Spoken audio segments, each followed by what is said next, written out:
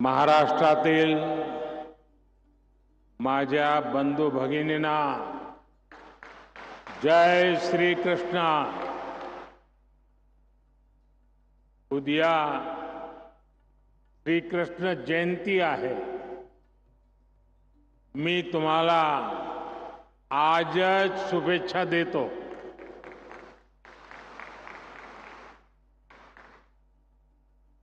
महाराष्ट्र के राज्यपाल श्री सीपी राधाकृष्णन जी, मुख्यमंत्री श्रीमान एकनाथ शिंदे जी, केंद्रीय मंत्रिमंडल के मेरे साथी, देश के कृषि मंत्री, ग्रामीण विकास मंत्री श्रीमान शिवराज सिंह चौहान जी, इसी धरती के संतान मंत्रिपरिषद के मेरे साथी प्रतापराव जाधव, केंद्र सरकार में हमारे मंत्री श्री चंद्रशेखर जी, इसी धरती की संतान बहन रक्षा खड़से जी, उप मुख्यमंत्री श्री अजीत पवार जी, देवेंद्र फडणवीस जी, महाराष्ट्र सरकार के मंत्रीगण, सांसद और विधायकगण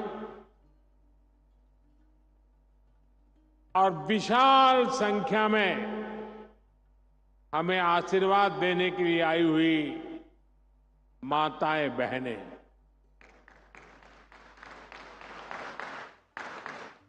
दूर दूर मेरी जहां भी नजर पहुंच रही है,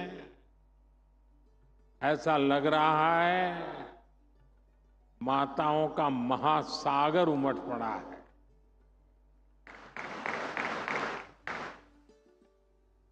ये दृश्य अपने आप में सुकून देता है. अपनी बात शुरू करने से पहले मैं नेपाल बस हादसे को लेकर अपनी पीड़ा व्यक्त करना चाहता हूं. इस हादसे में हमने महाराष्ट्र के जलगांव के अनेक साथियों को खोया है. मैं सभी पीड़ित परिवारों के प्रति संवेदना व्यक्त करता हूं. जैसे ही ये हादसा हुआ, भारत सरकार ने तुरंत नेपाल सरकार से संपर्क किया. हमने हमारी मंत्री रक्षाताई खड़से को तुरंत नेपाल जाने के लिए कहा. हमारे जो परिजन नहीं रहे, उनके पार्थिव शरीर को हम वायुसेना के विशेष विमान से वापस लाए हैं. जो घायल हैं, उनका अच्छे से इलाज चल रहा है. मैं उनके जल्द स्वस्थ होने की कामना करता हूं. मैं सभी पीड़ितों को विश्वास दिलाता हूं कि उन्हें केंद्र और राज्य सरकार की ओर से पूरी मदद दी जाएगी. साथियों, आज लखपति दीदी का ये महासम्मेलन हो रहा है.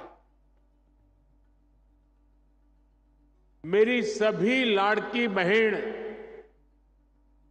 यहां बड़ी संख्या में उपस्थित है. आज यहां से देश भर के लाखों सखी मंडलों के लिए 6,000 करोड़ रुपए से अधिक की राशि जारी की गई है. लाखों बचत गटांशी जोडल्या गेलेल्या महाराष्ट्रातील आमच्या भगिनींना सुद्धा कोट्यवधी रुपयाची मदत मिळाली आहे. इस पैसे से लाखों बहनों को लखपति दीदी बनाने में मदद मिलेगी. मेरी सभी माताओं बहनों को बहुत बहुत शुभेच्छा. साथियों, आप सभी में मुझे महाराष्ट्र की गौरवशाली संस्कृति और संस्कारों के भी दर्शन होते हैं. और महाराष्ट्र के ये संस्कार भारत ही नहीं, विश्व भर में फैले हैं. मैं कल ही अपने विदेश के दौरे से लौटा हूं. मैं यूरोप के देश पोलैंड गया था और वहां भी मुझे महाराष्ट्र के दर्शन हुए.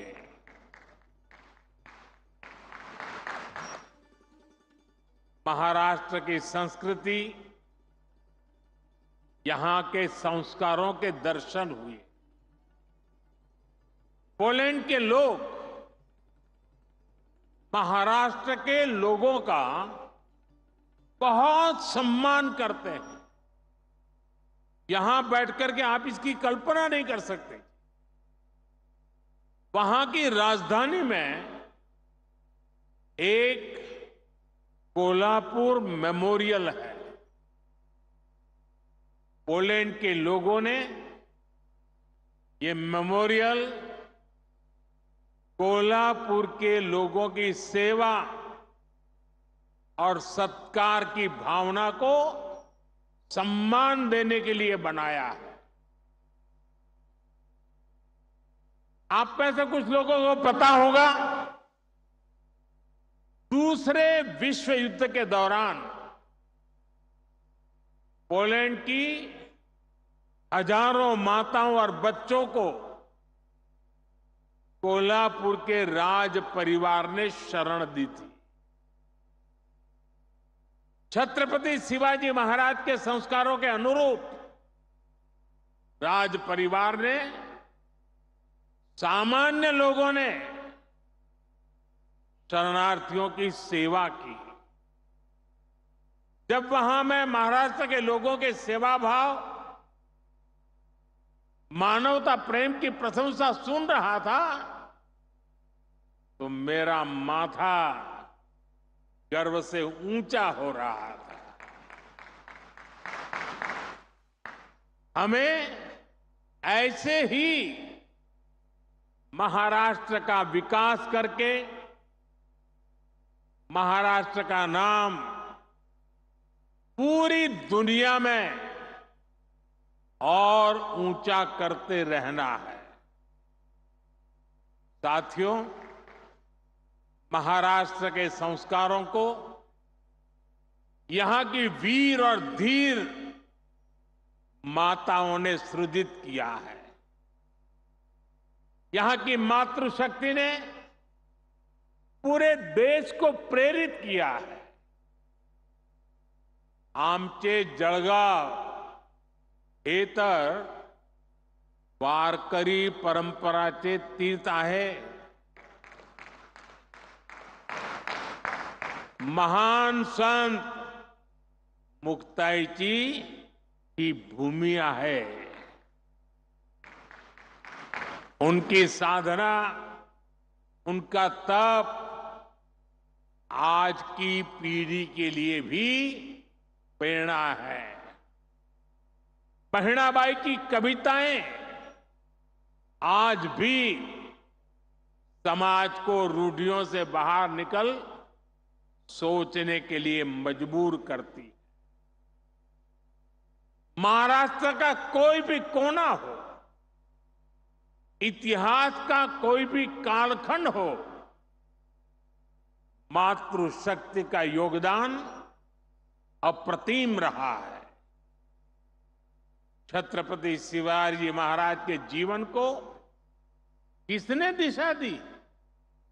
ये काम माता जिजाऊ ने किया। जब समाज में बेटियों की शिक्षा, बेटियों के कामकाज को महत्व नहीं दिया जाता था, तब सावित्रीबाई फूले आगे आई। यानी भारत की मातृशक्ति ने हमेशा समाज और राष्ट्र के भविष्य को बनाने में बहुत बड़ा योगदान दिया है। और आज जब हमारा देश विकसित बनने के लिए मेहनत कर रहा है, तो फिर से हमारी मातृशक्ति आगे आ रही है। मैं अपने सामने देख रहा हूं, महाराष्ट्र के आप सभी बहनें कितना अच्छा काम कर रही है। तुमच्या सगळ्यामध्ये मी राजमाता जिजाऊ आणि सावित्रीबाई फुलेची छाप पाहतो। साथियों, जब मैं लोकसभा चुनाव के दौरान आपके बीच आया था, तब मैंने कहा था कि हमें 3 करोड़ बहनों को लखपति दीदी बनाना है। यानी 3 करोड़ ऐसी बहनें और जो सेल्फ हेल्प ग्रुप में काम करती है, जिनकी 1 साल की कमाई 1 लाख रुपए से अधिक होगी। बीते 10 वर्षों में 1 करोड़ लखपति दीदी बनी और बीते 2 महीने में, सिर्फ 2 महीने में 11 लाख और लखपति दीदी उसमें जुड़ गई, नई बन गई। यात सुद्धा 1 लाख नवीन लखपती दीदी याच आपल्या महाराष्ट्रात तयार झाल्या आहेत। इसमें यहां की महायुति की सरकार ने भी बहुत मेहनत की है। एकनाथ जी, देवेंद्र जी और अजित दादा की पूरी टीम माताओं बहनों को सशक्त करने में जुटी हुई। महाराष्ट्र में माताओं बहनों के लिए, नौजवानों के लिए, किसानों के लिए एक से बढ़कर एक स्कीम्स, नई नई योजनाएं चलाई जा रही।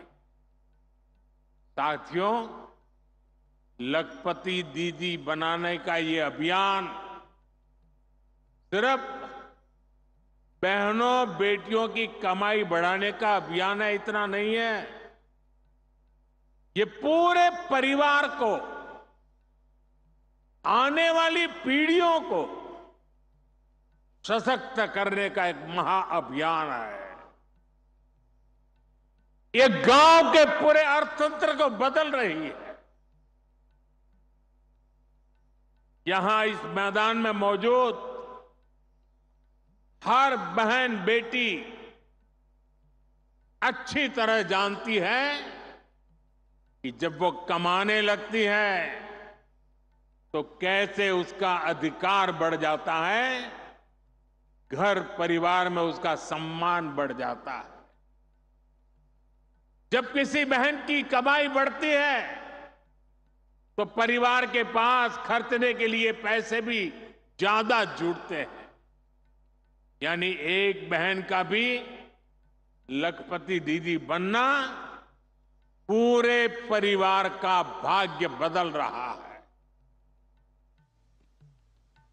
यहां आने से पहले मैं देश के अलग अलग कोने से आई हुई ऐसी बहनों के अनुभव सुन रहा था। सभी लखपति दीदियों के जो आत्मविश्वास था, और मैं कहता तो लखपति दीदी हूं, लेकिन उसमें सब कोई 2 लाख कमाने वाले थे, कोई 3 लाख वाले थे, कोई 8 लाख वाले भी थे। और ये पिछले कुछ ही महीनों में उन्होंने कमाल करके दिखाई है।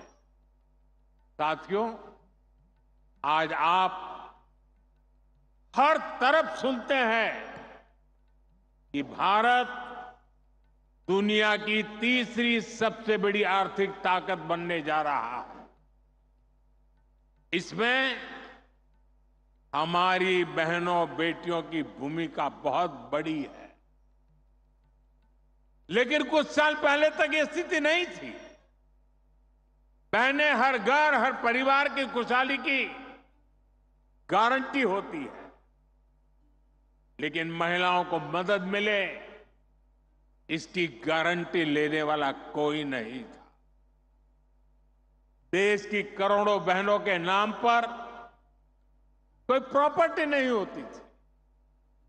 अगर उन्हें बैंक से लोन लेना होता था तो उनको मिल ही नहीं सकता था।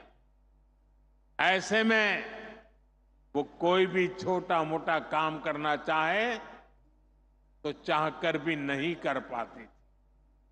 और इसलिए आपके इस भाई ने, आपके बेटे ने एक संकल्प लिया।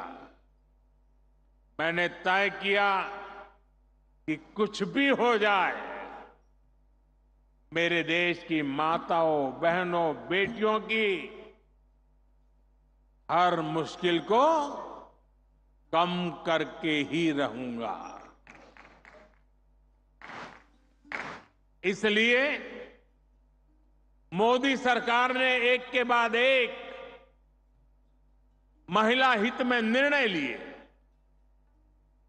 मैं आज चुनौती देता हूं पहले की सरकारों के 7 दशक एक तरफ रख लीजिए। एक तराजू में एक तरफ 7 दशक और दूसरे तराजू में मोदी सरकार के 10 साल तराजू में रख लिए जाए। जितना काम मोदी सरकार ने देश की बहनों बेटियों के लिए किया है वो आजादी के बाद किसी सरकार ने नहीं किया है। साथियों, ये हमारी सरकार है जिसने तय किया कि गरीबों के जो घर सरकार बनाती है वो महिलाओं के नाम पर रजिस्टर हो। अभी तक जो 4 करोड़ घर बने हैं उनमें से अधिकतर महिलाओं के नाम पर है। अभी 3 करोड़ और घर बनाने वाले हैं।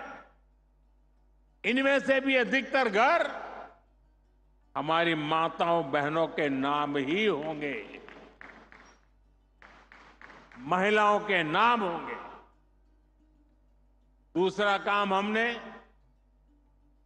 बैंकों से जुड़ी व्यवस्था में किया। पहले जनधन खाते खोले तो सबसे ज्यादा बहनों के खाते खुले। फिर मुद्रा योजना शुरू की। हमने बैंकों को कहा कि आप बिना गारंटी के लोन दो, और अगर गारंटी चाहिए तो मोदी मौजूद है। इस योजना की करीब 70% लाभार्थी माताएं बहनें हैं। देश में कुछ लोग थे वो कहते थे कि महिलाओं को ऐसे लोन मत दो, डूब जाएगा, इसमें रिस्क है। लेकिन मेरी सोच अलग थी। मुझे आप पर, अपनी मातृशक्ति पर, उनकी ईमानदारी पर, उनके कर्तृत्व पर पूरा भरोसा है। माताओं बहनों ने मेहनत की और ईमानदारी से लोन भी लौटाए। अब तो मुद्रा ऋण की सीमा हमने 20 लाख कर दी है। हमने रेहड़ी फुटपाथ पर काम करने वालों के लिए भी स्वनिधि योजना चलाई। इसमें भी बिना गारंटी का ऋण दिया जा रहा है। इसका भी बहुत बड़ा फायदा हमारी बहनों को, हमारी बेटियों को हो रहा है।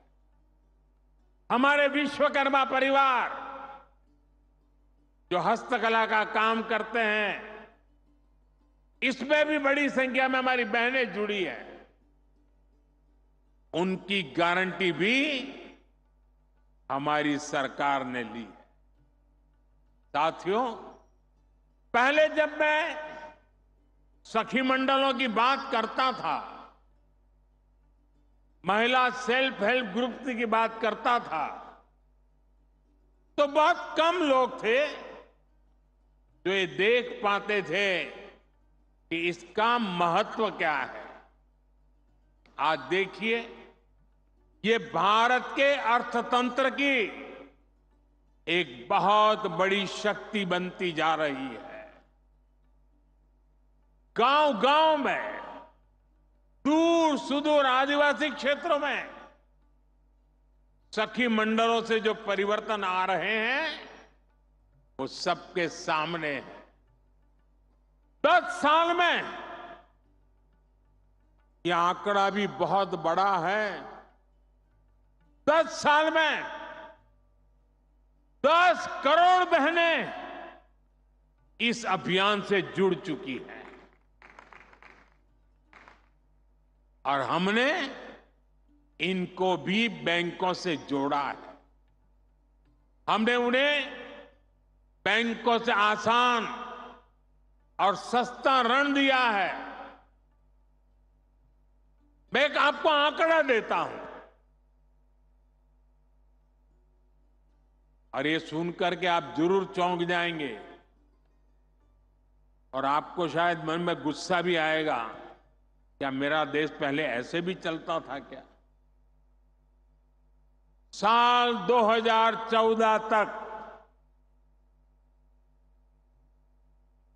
साल 2014 तक 25,000 करोड़ रुपए से भी कम, 25,000 करोड़ रुपए से भी कम बैंक लोन सखी मंडलों को मिला था। 2014 से पहले 25,000 करोड़ से भी कम। याद रखिए, ये मैं उन महिला सेल्फ हेल्प ग्रुप की बात करता हूं। सिर्फ 25,000 करोड़,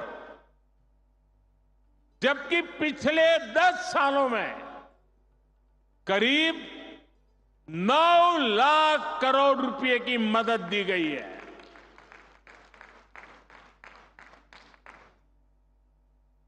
कहां 25,000 करोड़ और कहां 9 लाख करोड़।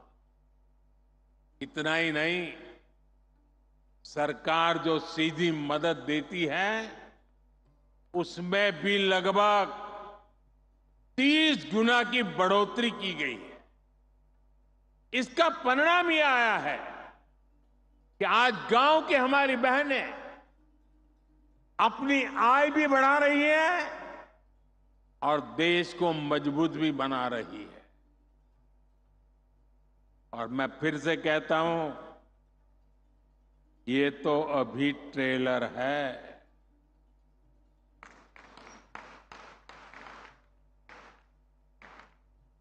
अब हम बहनों बेटियों की भूमिका का और विस्तार कर रहे हैं। आज 1.25 लाख से अधिक बैंक सखियां गांव-गांव बैंकिंग सेवाएं दे रही है। और अभी मुझे कुछ बहनें बता रही थी, 1-1 करोड़ रुपए का कारोबार करती है। अब हम बहनों को ड्रोन पायलट बना रहे हैं। हम बहनों के समूहों को लाखों रुपए का ड्रोन दे रहे हैं ताकि वे ड्रोन से आधुनिक खेती करने में किसानों की मदद कर पाए। हम 2 लाख पशु सखियों को भी ट्रेन कर रहे हैं ताकि वे पशुपालकों को मदद कर सके। यही नहीं, आधुनिक खेती के लिए, प्राकृतिक खेती के लिए भी हम नारी शक्ति को ही नेतृत्व दे रहे हैं। इसके लिए हमने कृषि सखी कार्यक्रम शुरू किया है। ऐसी लाखों कृषि सखियां आने वाले समय में देश के गांव-गांव में हम बनाने के लिए आगे बढ़ रहे हैं। इन सभी अभियानों से बेटियों को रोजगार भी मिलेगा, उनका आत्मविश्वास भी बढ़ेगा और बेटियों के सामर्थ्य को लेकर समाज में भी एक नई सोच का निर्माण होगा। साथियों, अभी पिछले महीने ही देश का एक बजट आया है। इसमें माताओं, बहनों, बेटियों से जुड़ी योजनाओं के लिए 3 लाख करोड़ रुपए रखे गए हैं। बेटियां ज्यादा संख्या में नौकरी करें, इसके लिए दफ्तरों में, फैक्ट्रियों में उनके लिए विशेष सुविधाएं बनाने की घोषणा की गई है। रहने के लिए वर्किंग विमेन हॉस्टल की सुविधा हो, बच्चों के लिए क्रेच की सुविधा हो, इसके लिए केंद्र सरकार काम कर रही है। हमारी सरकार बेटियों के लिए हर सेक्टर खोल रही है जहां कभी उन पर पाबंदियां थी। आज तीनों सेनाओं में महिला अफसर तैनात हो रही हैं, फाइटर पायलट तैनात हो रही है। सैनिक स्कूलों में, सैन्य अकादमियों में बेटियों को दाखिला मिल रहा है। जो हमारी पुलिस फोर्स है, जो हमारे अर्धसैनिक बल है, उनमें बेटियों की संख्या में बहुत बड़ी वृद्धि हुई है। गांव में कृषि और डेयरी सेक्टर से लेकर स्टार्टअप क्रांति तक आज बड़ी संख्या में बेटियां बिजनेस मैनेज कर रही हैं। राजनीति में भी बेटियों की भागीदारी बढ़े, इसके लिए हमने नारी शक्ति वंदन कानून बनाया है।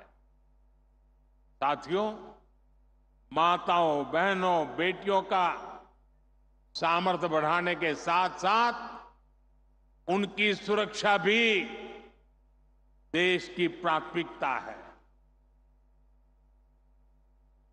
मैंने लाल किले से भी बार बार इस विषय को उठाया है। आज देश का कोई भी राज्य हो, अपनी बहनों बेटियों की पीड़ा को, उनके गुस्से को मैं समझ रहा हूं। मैं एक बार फिर देश देश के हर राजनीतिक दल से कहूंगा, हर राज्य सरकार से कहूंगा कि महिलाओं के खिलाफ अपराध अक्षम्य पाप है। दोषी कोई भी हो, वो बचना नहीं चाहिए। उसको किसी भी रूप में मदद करने वाले बचने नहीं चाहिए। अस्पताल हो, स्कूल हो, दफ्तर हो या फिर पुलिस व्यवस्था, जिस भी स्तर पर लापरवाही होती है, सबका हिसाब होना चाहिए। ऊपर से नीचे तक मैसेज एकदम साफ जाना चाहिए। ये पाप अक्षम्य है। अरे सरकारें आती रहेगी, जाती रहेगी, लेकिन जीवन की रक्षा और नारी गरिमा की रक्षा इस समाज के रूप में भी और सरकार के रूप में भी हम सबका बड़ा दायित्व है। साथियों, महिलाओं पर अत्याचार करने वालों को कड़ी से कड़ी सजा देने के लिए हमारी सरकार कानूनों को भी लगातार सख्त कर रही है। आज इतनी बड़ी संख्या में देश की बहनों बेटियां यहां है, तो इसलिए मैं विशेष तौर पर आपको बताना चाहता हूं। पहले शिकायत आती थी कि समय पर एफआईआर नहीं होती, सुनवाई नहीं होती, मुकदमों में देर बहुत लगती है। ऐसी अनेक अड़चनों को हमने भारतीय न्याय संहिता में दूर कर दिया है। इसमें एक पूरा चैप्टर महिलाओं और बच्चों के साथ होने वाले अत्याचार के संबंध में बनाया गया है। अगर पीड़ित महिलाओं को थाने नहीं जाना है तो वो घर बैठे एफआईआर दर्ज करा सकती है। हमने ये भी पक्का किया है कि एफआईआर से थाने के स्तर पर कोई टाल मटोल या फिर छेड़छाड़ नहीं कर पाएगा। इससे तेजी से जांच करने और दोषियों को कड़ी सजा मिलने में भी मदद मिलेगी। साथियों, नए कानूनों में नाबालिगों से हुए यौन अपराधों पर फांसी और उम्र कैद की सजा का प्रावधान किया गया है। बेटियों के साथ शादी के नाम पर भी धोखे के कई मामले आते रहे हैं। पहले इसके लिए कोई स्पष्ट कानून नहीं था। अब भारतीय न्याय संहिता में शादी के झूठे वादों और छल को भी साफ साफ परिभाषित किया गया है। मैं आपको विश्वास दिलाता हूं, केंद्र सरकार महिलाओं के खिलाफ अत्याचार रोकने के लिए हर तरीके से राज्य सरकारों के साथ है। हमें भारत के समाज से इस पाप की मानसिकता को मिटाकर ही रुकना होगा। इसलिए साथियों, आज भारत विकसित होने के रास्ते पर आगे बढ़ रहा है और उसमें महाराष्ट्र की बहुत बड़ी भूमिका है। महाराष्ट्र विकसित भारत का एक चमकता सितारा है। महाराष्ट्र दुनिया भर के निवेशकों के लिए आकर्षण का केंद्र बनता जा रहा है। महाराष्ट्र का भविष्य ज्यादा से ज्यादा निवेश में है, नौकरी के नए अवसरों में है। आणि महायुतीचे सरकार म्हणजे गुंतवणूक आणि नौकरीची गारंटी आहे। महाराष्ट्र को आने वाले कई वर्षों तक महायुति की स्थिर सरकार की जरूरत है। महाराष्ट्र को महायुति की ऐसी सरकार की जरूरत है जहां उद्योगों को प्रोत्साहित कर सके। महाराष्ट्र में ऐसी सरकार की जरूरत है जो नौजवानों की पढ़ाई, कौशल और नौकरी पर बदल दे सके। मुझे पूरा भरोसा है कि महाराष्ट्र की स्थिरता और समृद्धि के लिए यहां की माताएं बहनें आगे बढ़कर मेरा साथ देंगी। मुझे आप बहनों पर पूरा भरोसा है। एक बार फिर महाराष्ट्र की युति सरकार के कामों को भारत सरकार की तरफ से हर प्रकार की मदद का आश्वासन देते हुए आप सबको बहुत बहुत शुभकामनाएं देता हूं। मेरे साथ बोलिए भारत माता की। दोनों हाथ ऊपर करके मुट्ठी बंद करके पूरी ताकत से बोलिए भारत माता की, भारत माता की, भारत माता की, भारत माता की, भारत माता की। बहुत बहुत धन्यवाद।